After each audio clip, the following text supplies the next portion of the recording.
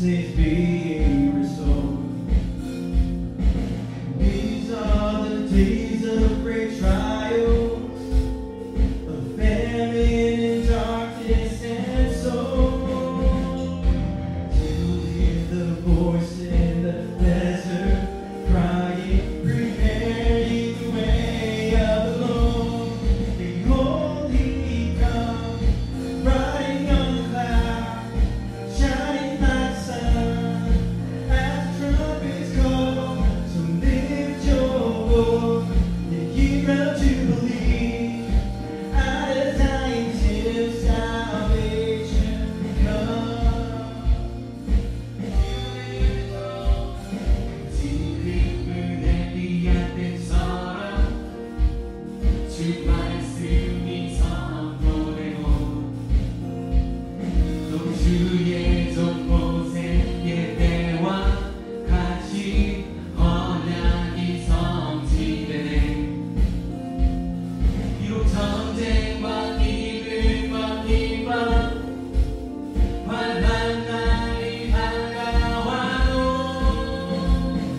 우리는 광야에 외치는 소리 주의 이름을 예비한 도라주님 구름 타시고 나팔 불 때에 다시 오시네.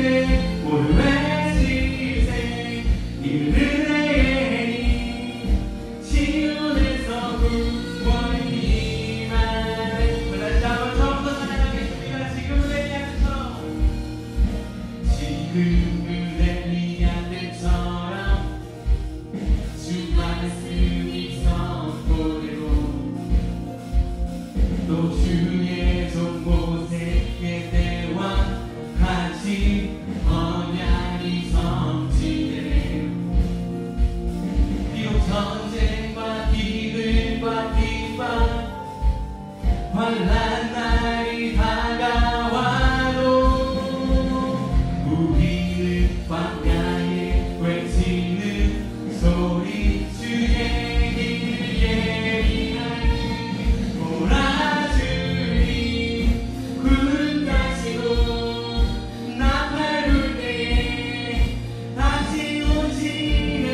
모두 외치세 이르네의 해니 시온에서 구원이. 다시 한번 도라주님 구름 타시고 나팔 불 때에 다시 오시네. 모두 외치세 이르네의 해니 시온에서. 우리 다시 한번 고백하겠습니다. 도라주님 구름 타시고 나팔 불 때에 다시 오시네. 모두 외치세 이르네의 해니 시온에서 구원이 임하네.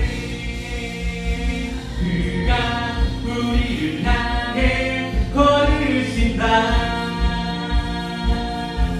자랑스럽네. 썸들아 새 옷을 입고 기뻐하라. 그가 우리의 평화를 주신다. 주의 사랑에 감격하여 모두 하나님을 사랑하세. 구름 넘어 봄비처럼 오신 영광의 왕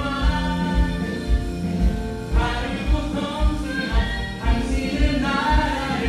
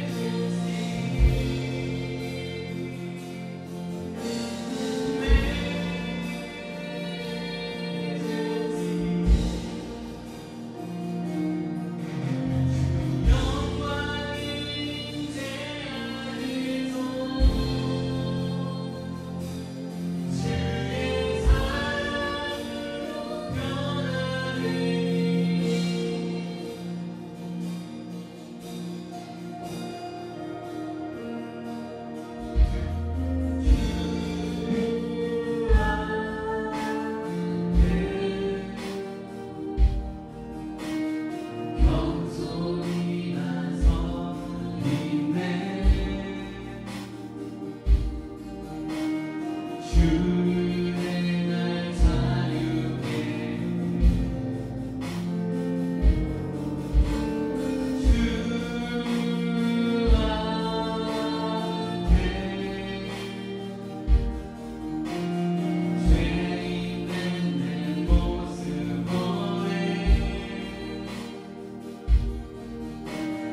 주보혈 날 덮으셨네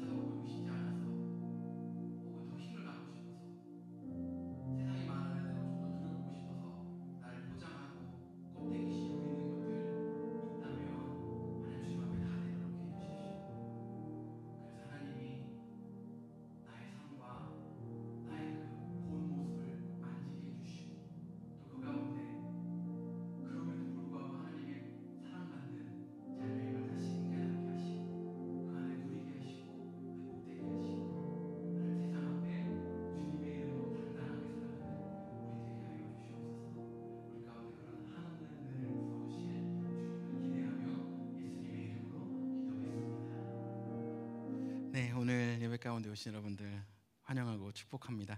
오늘은 규칙이라는 제목으로 함께 말씀 나누기 원하는데요. 제가 한 15년도 더 된 것 같은데 일본을 처음 방문했던 때가 있어요. 그런데 이때는 일본을 여행하기 위해서 방문한 게 아니라 유럽을 여행하러 가는데 비행기를 일본에서 경유해야 돼서 일본으로 들려서 간 적이 있습니다. 근데 제가 그때는 이제 대학생 때다 보니까 에너지가 아주 몸에 막 넘쳤어요. 그래서 하루를 자는 경유인데도 좋다, 더 좋다. 여기서 차라리 하루를 놀고 가자라고 해서 일본 나리타 공항에 내렸습니다. 그랬더니 셔틀버스가 오더니 나리타 호텔로 데려가는 거예요. 밤쯤에 도착했는데 제가 이건 무조건 나가야 돼 해서 친구 한 명과 함께 나갔어요. 나갔다가 10분도 안 돼서 다시 돌아왔습니다. 왜냐하면 제가 생명의 위협을 느꼈거든요. 왜 그랬냐면 이제 호텔에서 나가서 길을 건너야 되는데 제가 좌우를 살피고 마지막에 왼쪽에 차가 오는지 보고 건넜거든요. 그런데 놀라운 건 차가 오른쪽에서 와서 저를 받을 뻔했어요.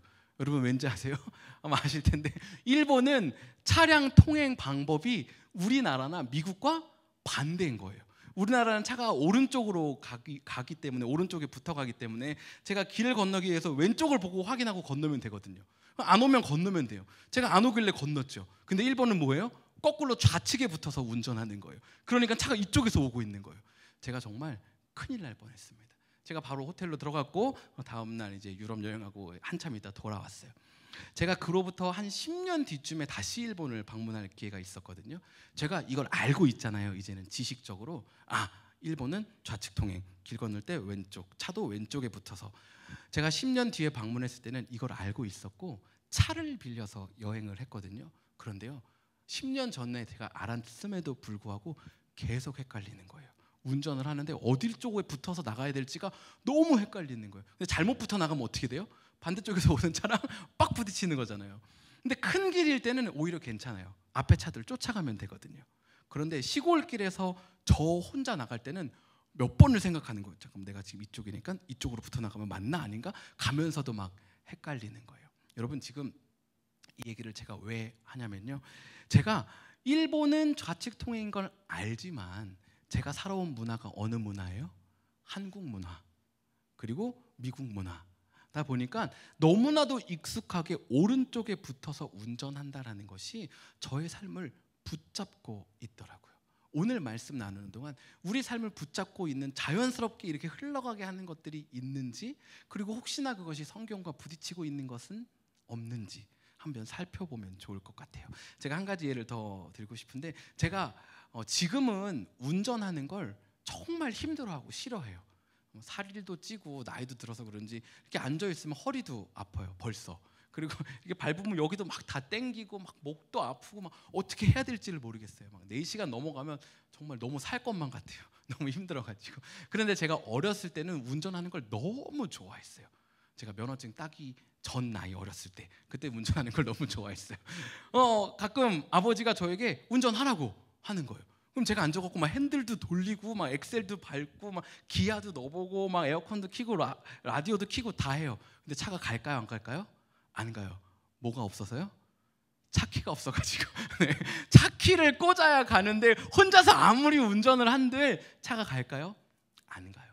여러분, 오늘 설교 제목이 규칙이잖아요. 그 이유는요, 지금 이번 주 한 주 동안 매일 말씀 묵상하고 계실 텐데 똑같은 얘기가 계속 나오는 것만 같을 거예요. 하나님이 이스라엘 백성에게 이거는 이렇게 해야 돼, 이거는 이렇게 해야 돼, 그리고 이건 하면 안 돼, 그리고 너는 나만 봐야 돼, 나만 사랑해야 돼, 이 얘기를 계속 하셔요. 여러분, 더 놀라운 건요, 다음 주도 똑같은 얘기가 계속 나올 거예요. 여러분, 이 이야기를 왜 계속하고 있을까요? 이스라엘 백성들이요, 애굽에서 400년을 넘는 시간을 살았어요. 아까 전에 주일학교 예배 드리는데 한 친구가 손을 들고 물어보는 거예요. 그러면 거기서 죽은 사람도 있어요? 당연하죠. 거기서 죽은 사람도 있죠. 그리고 거기서 태어나서 평생을 거기서 산 사람도 있는 거예요. 그러니까 뭐가 익숙해요? 애굽 문화가 너무나도 익숙한 거예요. 자연스럽게 우측 통행하려는 거죠. 그러니까 하나님이 뭘 주시는 거예요? 야, 이제 너는 애굽이라는 나라에서 사는 게 아니라 하나님이 다스리는 하나님의 나라에서 살 거야. 그러니까 하나님 나라의 규칙은 이런 거야. 하면서 계속 알려주고 있는 거예요. 여러분, 우리나라가 일제 치하 가운데 35년 정도 있었잖아요. 그럼 그 35년밖에 안 됐는데도 불구하고 우리 가운데 지금도 남아있는 일본의 언어적인 습관들, 문화적인 습관들, 정치적인 대립, 그리고 감정의 골이 여전히 깊이 남아 있잖아요. 여러분, 그런데 400년이 넘게 애굽 땅에서 종살이했던 이 이스라엘 백성 가운데 그게 얼마나 컸을까요? 그러니까 하나님이 계속해서 말씀해 주시는 거예요. 이건 이렇게 하는 거고, 또 똑같은 얘기 같은데 아주 조금 디테일하게 더 들어가서 이건 이렇게 하는 거야 하고 하나하나 다시 알려주고 계시는 거예요. 왜요? 이게 이스라엘 백성 가운데 그 민족과 그들의 삶을 이끌어가게 할 열쇠니까요. 아무리 자기들 생각대로 운전대 돌리고 기아 넣고 막 멋있게 팔 빼고 막 이렇게 돌아보고 한들 본인들의 인생과 이스라엘이 움직이지 않는 거예요. 왜요? 하나님이 주시는 그 방법, 규칙을 따르는 그 열쇠를 가지고 시동을 걸어야 움직인다라는 거죠. 여러분, 저와 여러분도 마찬가지예요. 저는 40년 살았습니다. 여기 네, 감사해요. 수고했습니다. 여기에 저보다 덜 사신 분들도 계시고 더 사신 분들도 계세요. 무슨 이야기냐면 여전히 우리 가운데 이 이스라엘 백성들이 가지고 있는 고착화되어 있는 하나님의 나라와는 전혀 상관없는 습관과 규칙과 사고방식, 누군가의 말을 이해하는 언어의 프로세스, 패턴, 감정을 느끼는 프로세스가 자리 잡고 있다라는 거예요. 이걸 어떻게 해야 된다고요? 하나님의 나라를 사는 것으로 바꿔야 된다고요. 그래야 우리 인생 시동 걸고 갈 수 있다라는 것입니다. 오늘 지난 한 주 동안 읽었던 말씀 중에서 제가 한 3구절 정도를 뽑아왔어요. 이건 정말 지금 세상 가운데 말하고 있는 그 규칙과 가치관과는 상당히 다르다라는 생각이 있어서입니다. 먼저는 출애굽기 23장 11절 말씀인데요. 제가 읽도록 하겠습니다. 7째 해에는 갈지 말고 묵혀두어서 내 백성의 가난한 자들이 먹게 하라. 그 남은 것은 들짐승이 먹으리라. 내 포도원과 감람원도 그러할지니라. 말씀 계속 띄어놔 주시겠어요? 7째 해가 되면요, 갈지 말고 그냥 두래요. 지금 우리는 농사를 짓거나 소를 기르거나 양을 기르지 않기 때문에 조금 어색하게 다가올 수 있는데, 이 땅을 갈아서 먹고 사는 사람에게 7째 해는 땅을 갈지 말래요. 그럼 뭐라는 거예요? 죄송하지만 조금 거친 말로는, 하지만 우리가 익숙한 말로는 죽으라는 거죠. 네, 제가 좋아하는 말은 아닙니다. 7째 해는 땅을 갈지 말고 냅두라는 거예요. 근데 이유가 뭐예요? 야, 7째 해는 땅을 냅둬야 네가 내년에 더 많은 수확을 낼 수 있어. 7째 해에 냅두는 것이 하나님께서 너에게 더 많은 소산을 내게 하는, 땅을 새롭게 하는 방법이야, 이런 의미가 아니라, 물론 그런 의미를 포함하고 있지만 오늘 성경에 정확히 말씀해주고 있는 뜻이 뭐라는 거예요? 그냥 묵혀두어서 내 백성의 가난한 자들이 먹게 하라는 거예요. 내 땅인데 왜 내 땅의 것을 그냥 둬서 자연스럽게 자라나는 그 열매를 내가 이것만 수확해도 손해보는 건데 왜 이걸 내가 못 갖고 가난한 사람이 먹으라는 거지? 여러분, 더 나가요. 성경이 가난한 자들만 먹게 하는 게 아니고 그거 남으면 누가 먹으래요? 들짐승이 먹으래요. 아니, 지금 사람 먹고 살기도 부족한 이때 들짐승까지 챙기라는 것입니까? 포도원과 감람원도 그리할지니라. 여러분, 계속해서 안식년과 희년에 대해서 출애굽기를 이어가면서 나누게 될 텐데요, 7째 해는 하지 말라는 거예요. 아무것도 하지 말라는 거예요. 그 이유가 뭐예요? 가난한 자들, 연약한 자들을 먹게 하라는 거예요. 여러분, 지금 이 하나님의 말씀이 이 당시 세상에 가지고 있었던 가치관과 사고와 동일했을까요?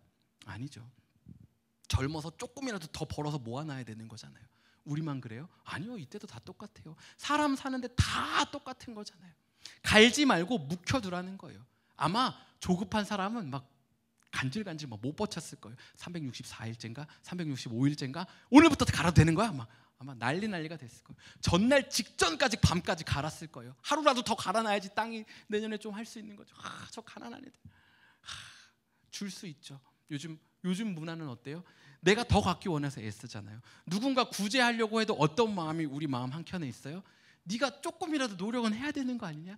내가 이만큼 주는데, 이만큼 베푸는데 너도 좀 태도는 보여야지. 나한테 땡큐 정도는 해야지. 너도 노력은 해야지. 그래야 나도 주는 의미가 있지. 이게 우리 마음 한켠에 있는 거 아니에요? 그런데 어떻게까지 하래요? 들짐승이 먹기까지 내버려 두라는 거예요. 가난한 이들, 연약한 이들을 기억하라는 말씀이십니다. 여러분 22장 25절 26절도 만만치 않아요. 한번 읽어보도록 하겠습니다. 네가 만일 너와 함께한 내 백성 중에서 가난한 자에게 돈을 꾸어주면 너는 그에게 채권자같이 하지 말며 이자를 받지 말 것이며, 다음 구절입니다.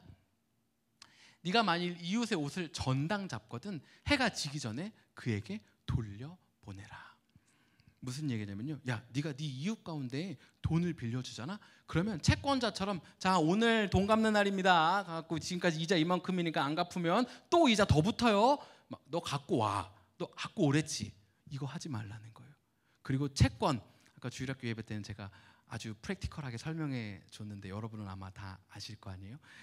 제가 여기 앞에 있는 자매에게 돈을 빌렸어요. 그런데 자매가 저에게, 제가 목사님 뭘 믿고 돈을 빌려드리죠?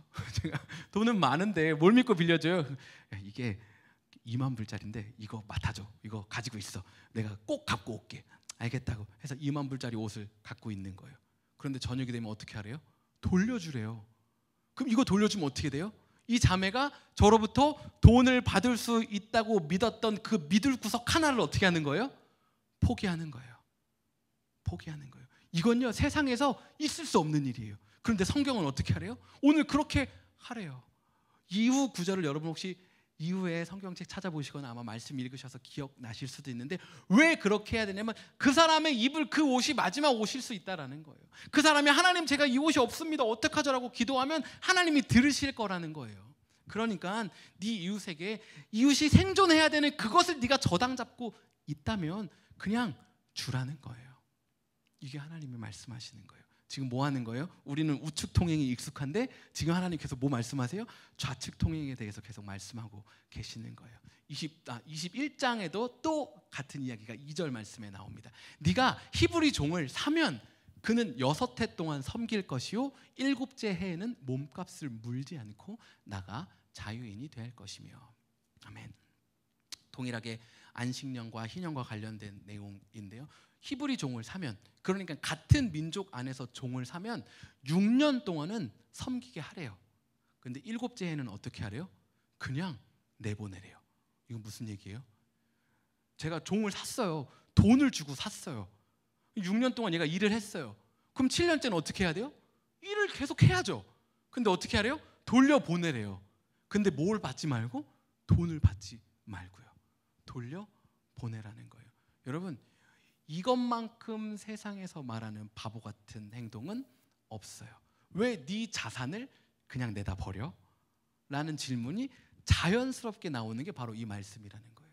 그런데 하나님은 어떻게 하래요? 그렇게 하래요. 여러분, 오늘 이 세 구절밖에 안 읽었지만요, 사실 지난주 말씀 읽는 동안 제가 멘션한 것도 있고 예쁜 메일 말씀에서 여러분 읽는 동안 이해가 안 되는 것들도 많이 있었을 거예요. 이게 뭐야? 왜 이렇게? 하나님은 공평과 정의 아니야? 이건 아닌 것 같은데 하는 내용들이 너무 많았을지 모르겠어요. 그런데 하나님은 어떻게 하래요? 그렇게 하래요. 우리가 살아온 인생의 규칙과 가치관들과 하나님이 말씀하시는 것이 다르다라는 거예요. 오늘 이 구절들에서 말하고 있는 하나님의 뜻 중에 코어는 뭐냐면요, 나보다 약한 이들을 기억하고 돌보라는 거예요. 여러분, 반드시 여러분보다 약한 사람이 여러분 주위에 살고 있을 거예요. 그럼 어떡하래요? 아우 진짜 왜 이렇게 못해? 하지 말고 돌아보라는 거예요. 아까 주일학교 예배 시간에는 누가 제일 약할까? 여기서 약간 긴장했거든요. 애들이 저를 가르칠까 봐. 근데 다행히 저를 가르치진 않고 다른 친구 한 명을 가르쳤어요. 제일 약할 것 같아요. 그럼 어떻게 해야 될까? 준비 시작! 해서 달리기 시합을 했어. 저까지 같이 가야지 맛있는 걸 먹을 수 있어. 그런데 얘가 약하니까 제일 느려. 그럼 어떻게 해야 돼? 너 왜 이렇게 느려? 빨리빨리 운동하라 그랬지. 빨리 뛰어! 막 발로 차고 뒤에서 차고 막 혼내고, 너 그때까지 안 오면 맞는다? 이렇게 해야 될까? 하니까 다 아니래요. 어떻게 해야 된대요? 가서 무거운 거 있으면 들어주고, 이거 들면 나도 힘들어요. 나도 천천히 갈 수밖에 없어요. 그런데 들어주고 안아주고 감싸주고 하는 거. 내가 속하는 곳에서 가장 연약한 이를 돌보는 것이 하나님의 뜻, 하나님의 방법, 하나님의 가치관이라는 거예요. 이건 세상이 가지고 있는 가치관과 완전 달라요. 네 글자로 이 세상의 가치관을 표현할 수 있는데 약, 육, 강, 식. 여러분, 세상은 약육강식이에요. 강한 자만이 살아남아요. 강한 자가 약한 자를 먹는다고 해서 아무도 비난하지 않아요, 세상은. 왜냐하면 약육강식이라는 가치관이 다스리는 나라 안에서 그건 아주 당연한 거고 아주 올바른 거거든요. 그런데 우리가 읽은 하나님의 규칙은 뭐래요?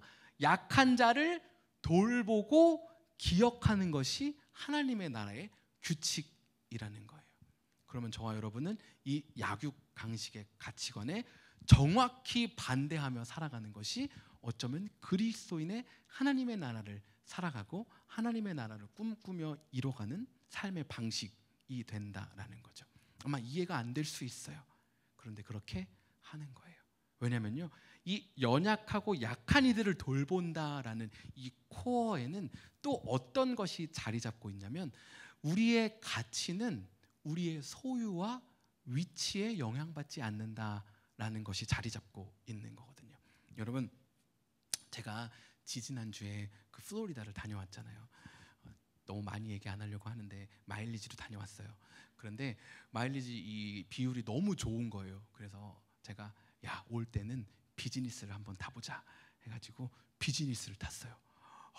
비즈니스 타니까요, 저희 먼저 태워주더라고요. 맨날 탈 때는 그전에는 늘 그룹 7, 그룹 8 다 탄 다음에 탔는데요, 비즈니스 타니까요 저 먼저 타래요. 그래서 와 하면서 제가 탔어요. 딱 앉았거든요. 앉자마자 뭐 하는 줄 아세요? 이 스튜어디스 분이 오시더니 뭐 마시겠네요. 와, 비행기도 안 떴는데 뭐 마시겠냐고 저한테 물어보면서 막 티슈도 깔아주고 음료수도 갖다 주고 하는 거예요. 제 자리가 엄청 넓더라고요. 여러분, 세상은요, 돈 있으면 편한 자리 타고 갈 수 있어요. 여러분, 오늘 예배 후에 저희 집에 오셔서 혹시 식사하거나 또 음료 나누거나 교제하시면 보실 수 있는데요, 주차할 때 주변을 둘러보세요. 별거 아닌 아파트인데도요 그늘지게 카폴트를 세워놨어요. 여러분, 거기 주차하려면요 어떻게 되는 줄 아세요? 돈 내야 돼요. 여러분, 혹시 오셔서 거기 주차하시면 안 돼요. 식사하고 나왔는데 차가 없어질 수가 있어요. 여러분, 그 조그만한 그늘 하나 더 누리려고 하더라도요 세상은 내가 더 가지고 있어야 돼요. 세상은 날 뭘 보는 거예요? 네가 어떤 소유를 가지고 있느냐, 얼만큼 payable, affordable 하느냐, 너의 위치가 얼만큼이냐, 너 어느 등급이야, 이걸 보는 거예요. 여러분, 달라스에서요 어디 가려고 하더라도요 하이웨이 타면 돈 내야 돼요.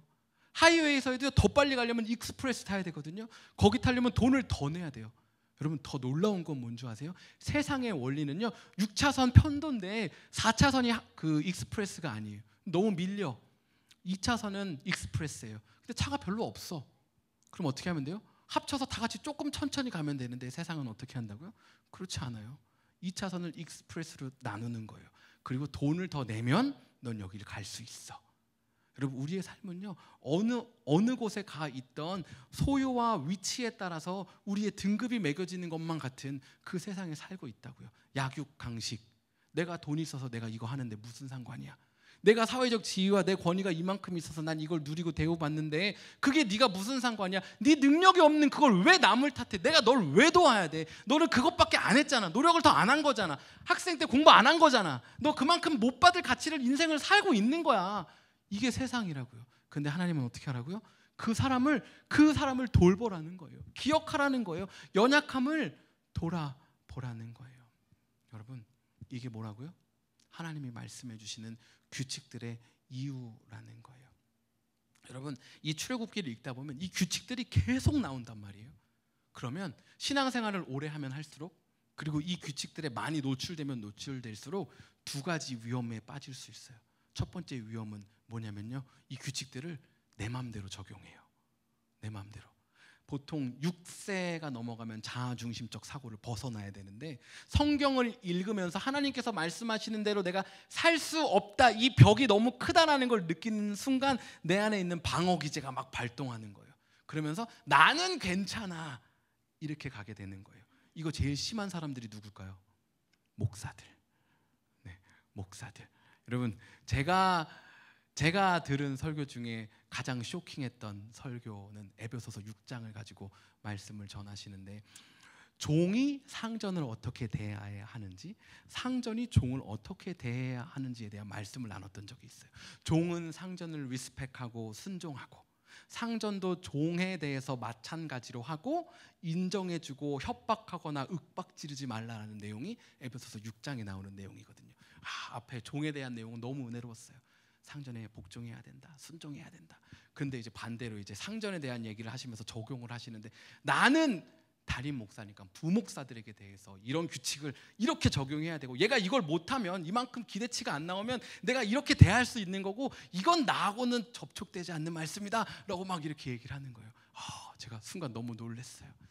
여러분, 혹시라도 제가 다영쌤이 어디 있다, 다영쌤에게 똑바로 하세요 막 이렇게 하고 있으면, 목사님 에베소서 6장 이렇게 얘기해 주세요.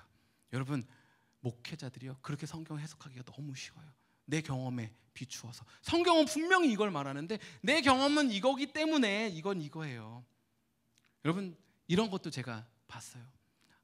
미국에도 지금 아버지 학교가 많은데, 한국에 아버지 학교를 하는데, 한국에서 자란 사람들이 조금 더 비율이 큰 것 같아요. 아버지들로부터 받은 상처들이 많고 사랑이 없다 보니까 이 아버지 학교를 하면서 하나님 아버지가 베풀어 주시는 사랑을 막 경험하고, 또 이 나의 육신의 아버지를 용서하면서 편지를 쓰는 순간이 있거든요.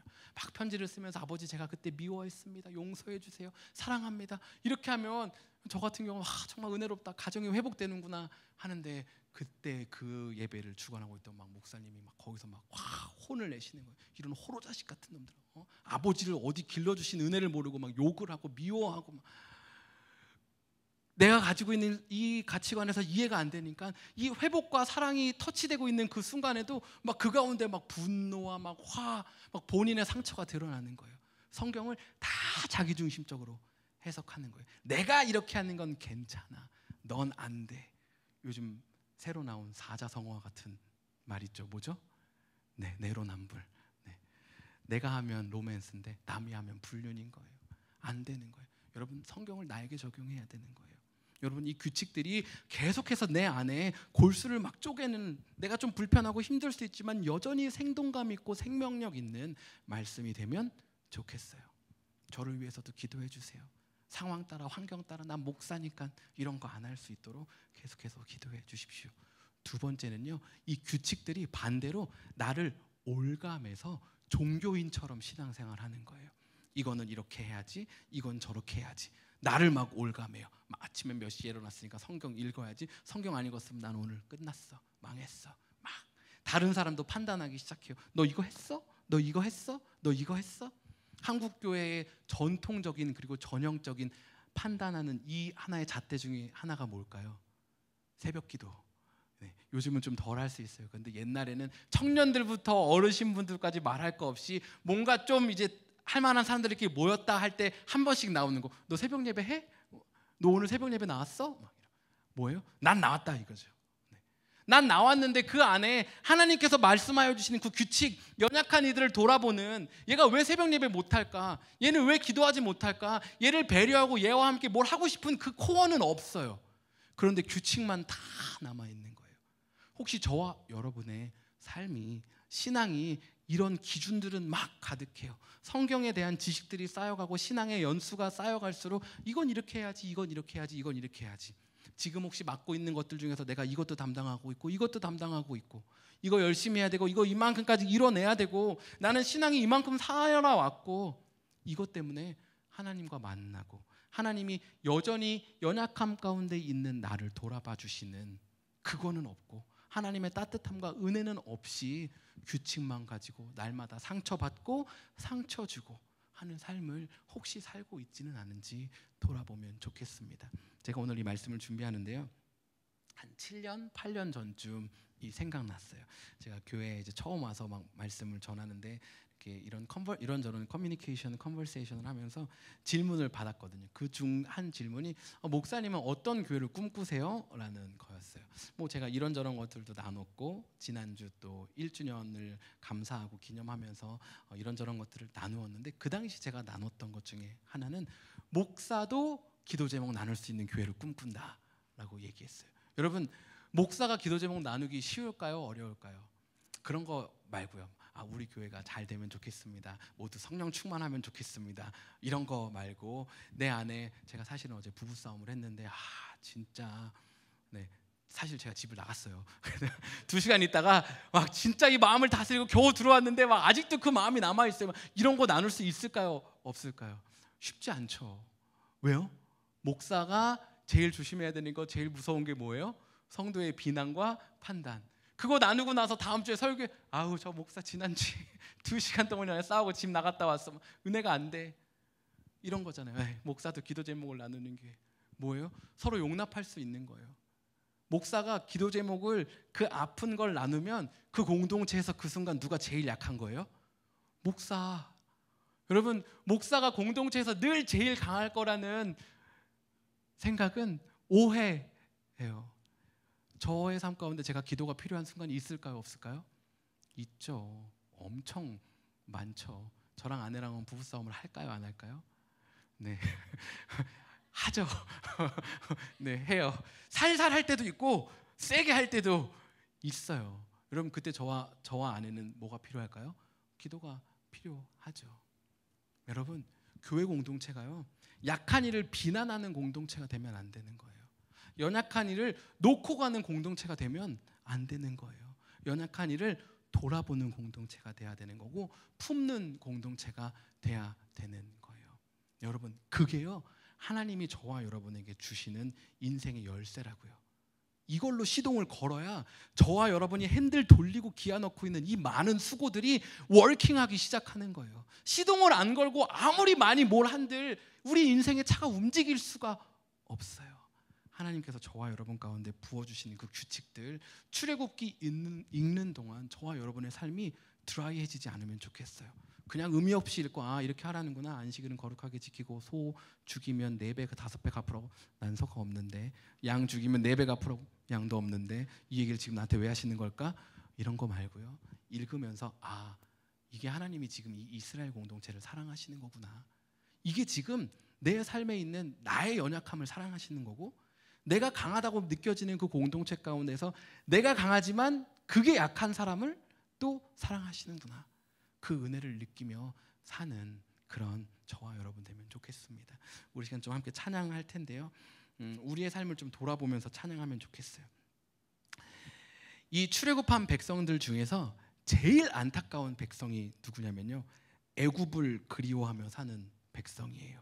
이미 돌아갈 수도 없고, 그리고 사실 너무 안타까운 삶이었잖아요. 그런데 그걸 기억하고 막 좋다고 자신을 속이는 거예요. 하나님이 베풀어 주시는 만나와 메추라기, 구름 기둥, 불 기둥이 눈앞에 있는데 이 막 규칙들이 막 나를 올가매는 것 같으니까 막 이거 지키는 거에 정신 없어가지고 이것도 못하겠고 이것도 못하겠고 이것도 싫고 교회 가면 왜 이렇게 하라는 건 많고 못하게 하는 건 왜 이렇게 많고 답답해서 못 살겠네. 아니요, 그게 저와 여러분을 살리는 방법과 규칙들이에요. 어색할 수 있어요. 우리 인생 가운데 그걸 안 따라오고 그거에 노출되지 않았으니까. 제가 아까 일본 얘기했던 것처럼 10년 전에 한번 와서 알았다고 그게 익숙하게 사라지는 거 아니에요. 내가 살아온 그 삶의 영역이 너무 강하거든요. 약육 강식이 지금 너무 강해요. 하나님 말씀 날마다 읽고 묵상하고 예배하고 서로 교제해야 하는 이유가 그 하나님을 우리 삶 가운데 계속해서 채우는 거예요. 우리 교회 신앙생활 하는 동안 오늘 문자들 받으셨겠지만 교회 오는 게 막 부담되고 싫고 이런 거 없었으면 좋겠어요. 저도요. 목사가 교회 가기 싫으면 안 되잖아요. 여러분, 저를 위해서도 기도해 주시고 여러분을 위해서도 오늘 진실된 마음으로 기도하면 좋겠어요. 하나님, 제가 주님 안에 누리고 있는 이 은혜가 꺼지지 않게 해주십시오라고 우리 함께 좀 잠잠한 마음으로 기도하고 또 이어서 찬양하도록 하겠습니다. 주님을 사랑하는 기쁨을 그 즐거움을 빼앗기지 않게 하소서. 주님을 사랑하는 기쁨을 그 즐거움을 빼앗기지 않게 하소서. 주님을 사랑하는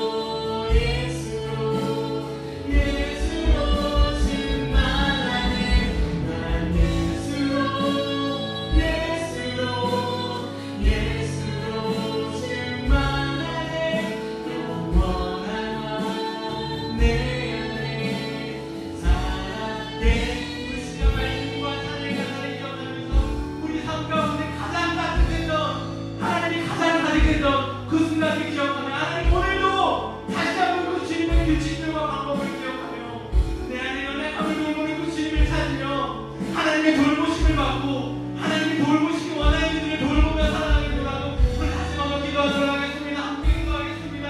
하나님 아버지, 오늘 이 시간 나의 연약함을 돌보는 하나님의 은혜가 경험하기 원합니다. 나의 연약함을 만지시는, 나의 상처를 만지시는, 나의 주님 앞에 부정각해져 있는 돌라신 수가 있는 마음을 깨뜨리시고 회복시키시는 그 하나님의 도움을 경험하기 원합니다.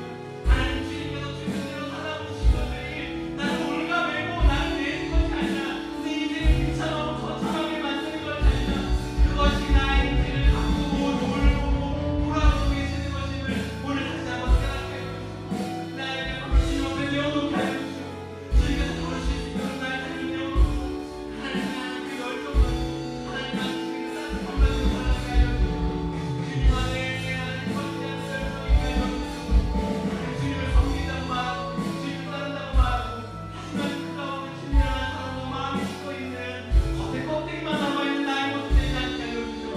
하나님 오직 주님이라는 이 마음이 여전히 살아서 움직이는 내가 되게 하여 주시고 그렇다 하기 위해서 주님께서 내게 허락하여 주신 것들을 목숨 걸고 지키며 살아가는 내가 되게 하여 주시고 주님에게 지키게 하시고 날마다 주님의 삶을 묵상하고 하나님 주님을 찾으며 찬양하고 기도하는 것을 날마다 신뢰하는 내가 되게 하여 주시옵소서. 그래서 예수로 살아가게 하여 주시옵소서. 예수님으로 살아가게 하여 주시옵소서. 주님을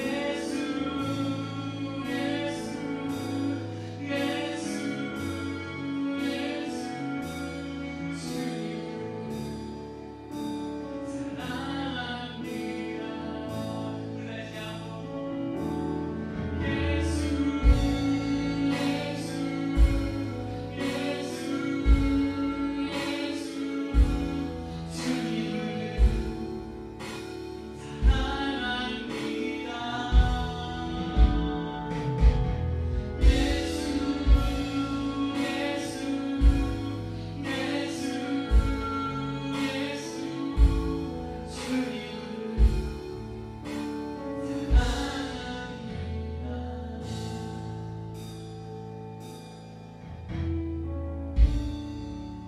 하여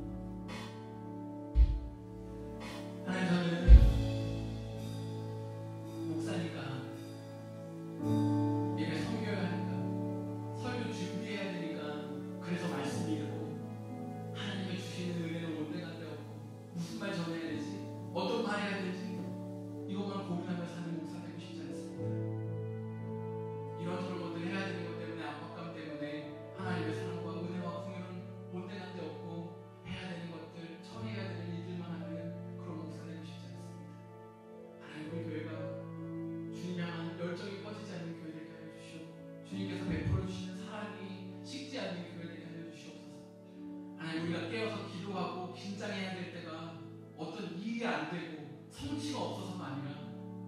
주님 주시는 따뜻함과 열정과 그 은혜가 없을 때 그때가 되게 해주십시오. 하나님 깨어 기도하게 하시고 주님 찾는 일 멈추지 않게 하여 주시고 하나님 주시는 그 따뜻함과 열정과 은혜와 사랑이 늘 살아 역사하게 하기 위해서 몸부림치는 그런 교회 되게 하여 주십시오. 그래서 하나님이 저에게 우리 교회에게 말씀하여 주시는 지키라고 주시는 계명과 규칙들이 올무가 되고 억눌리는 사슬과 같은 족쇄 같은 것들이 되는 게 아니라 우리의 삶이 자유하고 세상 가운데 하나님의 나라를 세워가는 그 기쁨의 규칙들과 가이드가 되게 하여 주시옵소서. 그렇게 하신 주님을